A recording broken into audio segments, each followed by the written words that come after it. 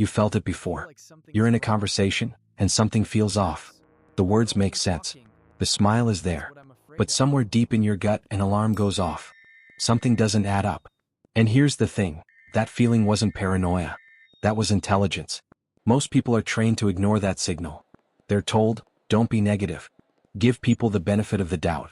Stop overthinking. But the observer knows something different. That discomfort you feel? It's data. Today we're going to decode it. We're going to break down exactly how a manipulator thinks, how they operate, and, most importantly, the precise behavioral signals that expose them in the first 30 seconds of an interaction. Not in theory. Not in a textbook. But in real life. In the room. In real time. Stay with me. Because what you're about to learn doesn't just protect you. It changes the way you see every room you walk into. Let's start with the truth that manipulation manuals don't want you to know. Manipulators are not random. They are not impulsive. They are strategic, and they select their targets with precision. Here's how the psychology works. The manipulative mind operates from a core belief that relationships are transactions.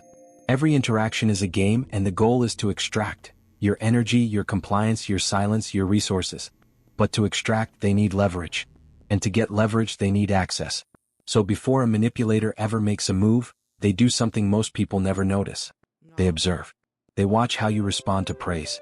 They watch how you handle conflict. They watch whether you apologize when you've done nothing wrong. They're running a silent diagnostic, mapping your psychological architecture before you've said 10 words. This is the phase most people miss entirely. Because while you're having a conversation, they're conducting an interview. Neuroscience calls this social predatory scanning. The amygdala, the brain's threat detection center, is actually capable of reading micro-expressions in under 200 milliseconds. Which means your body already knows something is wrong before your conscious mind catches up. The problem?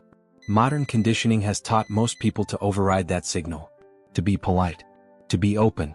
To give the benefit of the doubt. And that override? That's the open door. Now let's talk about what you actually see.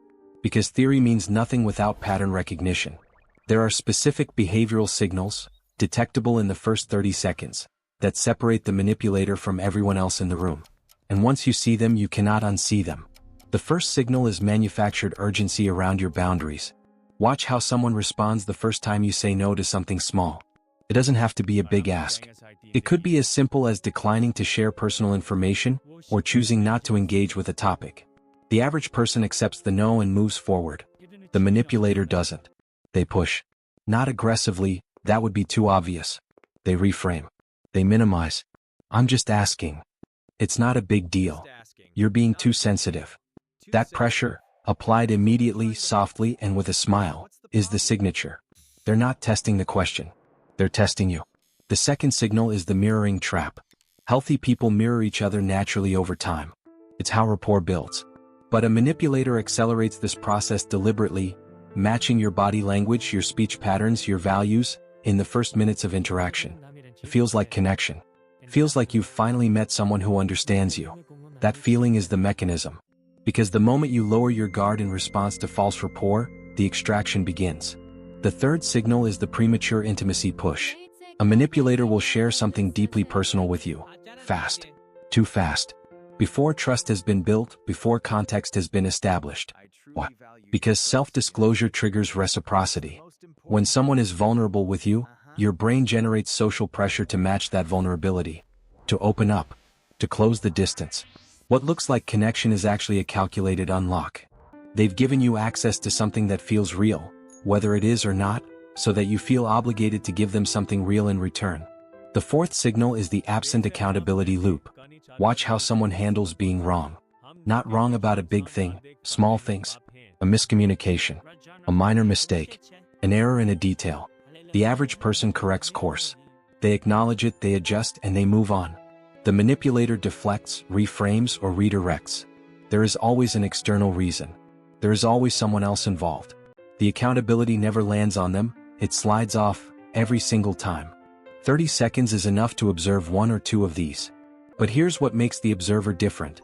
They're not reacting to any one signal in isolation. They're reading the pattern, the cluster, the system. Because manipulation is never a single move. It's a sequence. Now here's the part that most psychology content skips. Knowing the signals isn't enough. Because once you recognize a manipulator, the worst thing you can do is react. Reaction is what they're designed to trigger. It's their power source. If you pull away visibly, they adapt. If you confront directly, they escalate or play victim. If you disappear without explanation, they pursue. The silent counter is something different entirely. It begins with composure. Not coldness, composure. The ability to hold what you know internally, without broadcasting it through your body language or your words. This is called informational asymmetry. They believe they are reading you. But now you're the one who has the fuller picture. And you don't reveal it. The second layer is controlled engagement. You don't exit abruptly. You don't close down completely. You modulate, you give less, gradually. You become slightly less available, slightly less responsive, slightly less emotionally present, without drama, without announcement. To the manipulator, this reads as distance they need to close. But you're not distant, you're positioned. The third layer is the question shield.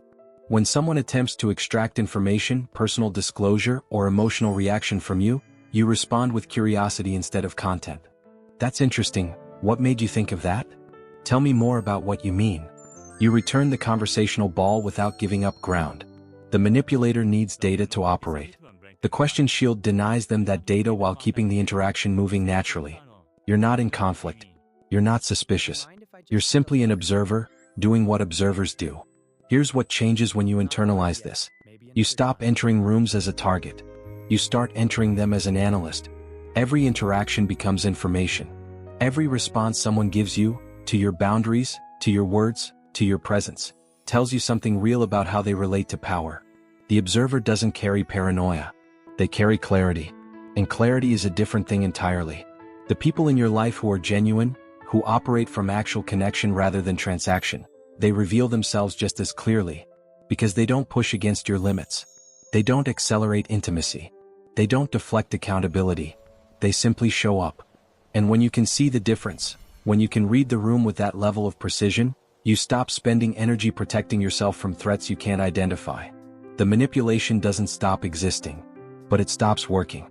That is the shield. Not armor. Not aggression. Not distance. Just the ability to see clearly before the game even begins.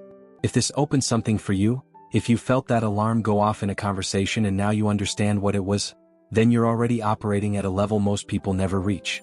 The next step is building that capacity into every area of your life. Your professional relationships. Your social environments. The way you read rooms before you've said a word. That's what this channel is built for. Welcome to the code.